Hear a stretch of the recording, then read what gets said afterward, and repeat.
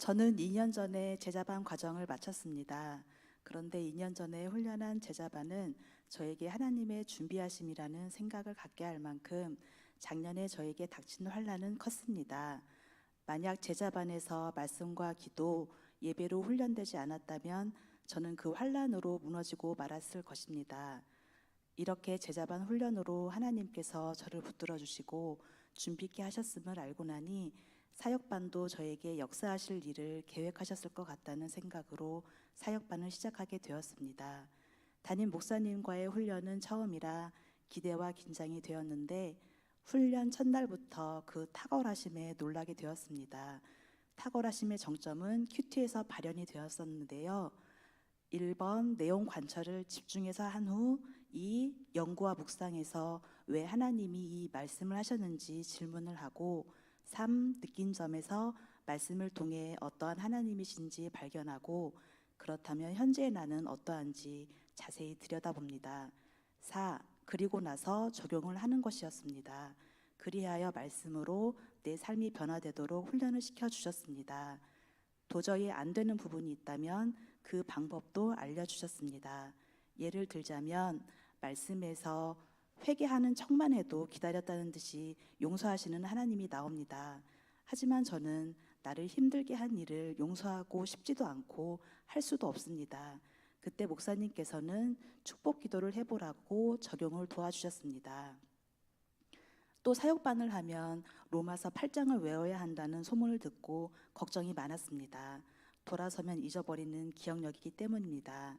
감사한 것은 한 주에 2절씩 외우고 계속 반복을 하다 보니 외워진다는 것입니다.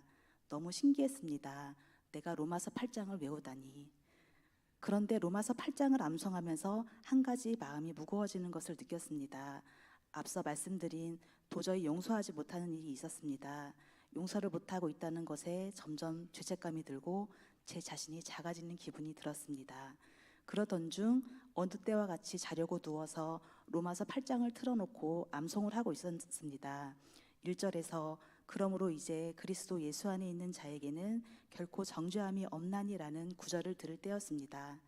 그렇지, 내가 도무지 사랑할 수 없을 때 몇 년 동안 사랑하게 해달라는 기도를 드렸고 어느새 사랑하는 마음을 주셨던 주님이셨지, 용서도 내가 할 수 없는 것인데 그걸 주님께 맡기지 않고 죄책감에 빠졌구나 라는 생각이 들었습니다. 그 사실을 깨닫고 다시 자유함으로 주님께 집중하게 되었습니다. 며칠 전에는 우리 순에서 내년에 제자반을 하실 순원 두 분과 교제를 나누고 있었습니다. 축제가 어떻게 되냐고 물으셔서 얘기해 드렸더니 얼굴에 심란함이 장뜩이셨습니다. 그런데 문득 제자반을 하면서 제가 자주 했던 말이 떠올라 말씀을 드렸습니다. 그것은 축제보다 더 큰 은혜를 받는다는 것입니다. 지금 제자반과 사역반의 과제가 많다는 소문을 듣고 훈련받기가 염려되시는 분이 계시다면 도전해 보시길 권해드립니다. 훈련을 받으면 성장합니다. 훈련을 받으면 자유해집니다. 훈련을 받으면 주님과 더 가까워집니다.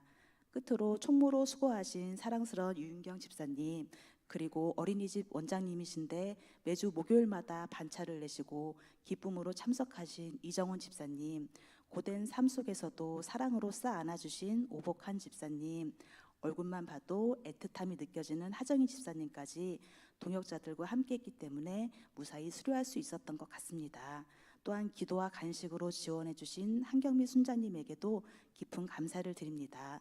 사역반을 잘 마친 것도 너무 기쁘고 감사한데 남편 김영선 집사도 내년에 제자반을 하겠다고 약속을 해서 기쁨이 더하여졌습니다.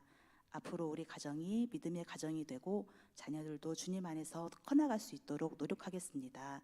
사역반 훈련을 마친 지금은 언제나 말씀으로 함께 하시는 주님과 한 걸음 한 걸음 주님 만나는 날까지 걸을 것이라는 것과 교회 일꾼으로 부르시려고 사역반을 하게 하셨으니 지금보다 성실하게 순종할 것이라는 각오를 해봅니다.